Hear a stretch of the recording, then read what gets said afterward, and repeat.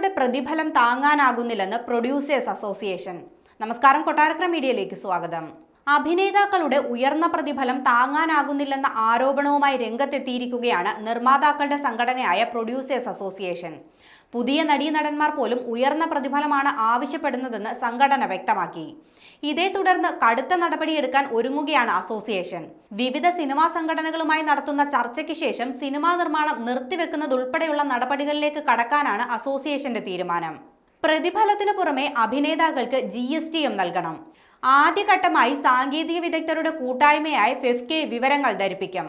ഉയർന്ന ചിലവിന്റെ പ്രത്യാഘാതങ്ങൾ വിതരണക്കാരെയും തിയേറ്റർ ഉടമകളെയും ബാധിക്കുമെന്നതിനാൽ അവരുടെ സംഘടനകളെയും വിഷയത്തിന്റെ ഗൗരവം ബോധ്യപ്പെടുത്തുമെന്ന് പ്രൊഡ്യൂസേഴ്സ് അസോസിയേഷൻ വ്യക്തമാക്കി.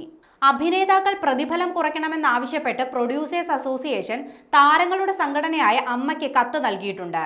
ഡബ്ബിങ്ങിന് മുൻപെന്ന വ്യവസ്ഥ മാറ്റി റിലീസിന് മുൻപ് മുഴുവൻ പ്രതിഫലവും എന്നാക്കണമെന്നും ആവശ്യപ്പെട്ടിട്ടുണ്ട്. എന്നാൽ ഇക്കാര്യത്തിൽ ഇതുവരെ അമ്മയുടെ മറുപടി കിട്ടിയിട്ടില്ല. അമ്മയുമായി വിശദമായി ചർച്ച നടത്താനും പ്രൊഡ്യൂസേഴ്സ് അസോസിയേഷൻ തീരുമാനിച്ചിട്ടുണ്ട്.